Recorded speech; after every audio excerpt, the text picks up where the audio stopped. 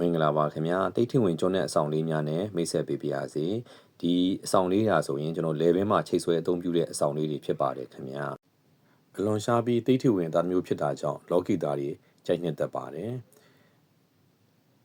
အဆောင်အဖြစ်ထုပြီးတန်နဂုံဂုံတော်ပထန်းရွက်ဖက်ပူဇော်ပြီးစောင့်ထားပါကတိတ်ထိအောင်မြင်ပြီးလုပ်ငန်းကံတွေအားလုံးကိုအဆင်ပြေချောမွေ့စီမှာဖြစ်ပါတယ်ခင်ဗျာဒါကတော့ကျွန်းနဲ့တန်လှည့်လေးပါအတိုက်ခိုက်ဘေးဥပတ်အန်ဒီရကင်းချင်းပြောပြစကားအောင်မြင်စေခြင်းကိုဖြစ်ပေါ်စေပါတယ်ဒါကတော့ကျွန်းနဲ့ပစိန်လေးပါအပြိုင်ဆိုင်ကြားထွန်းပေါက်အောင်မြင်ခြင်းမိမိပြောသည်များစကားအောင်မြင်ခြင်းဖြစ်စေပါတယ်ဒါကတော့ကျွန်တော်ကျွန်းနဲ့ရောင်းမလေးပါဈေးရောင်းကောင်းခြင်းနဲ့ဆိုတော့ဆောင်းထားတဲ့အဆောင်လေးတစ်ခုဖြစ်ပါတယ်ဒီအဆောင်များကိုအစွမ်းထက်စေခြင်းနဲ့ဆိုရင်တော့တဏ္ဍဂုံဂုံတော်ပထန်းဖြစ်စေတဏ္ဍဂုံအနုလုံပြိလုံဖြစ်စေဂုံတော်ကိုပါဖြစ်စေထုံမွန်နေအောင်ရွတ်ဆိုစေခြင်းပါတယ်ဒါအပြင်ဒီဝတ္တပတိကာရာကိုလည်းရွတ်ဖက်ပူဇော်စေခြင်းပါတယ်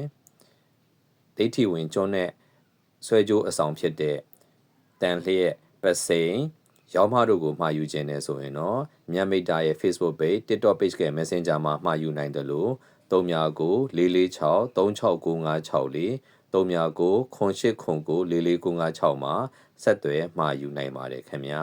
အထူးကျေးဇူးတင်ပါတယ်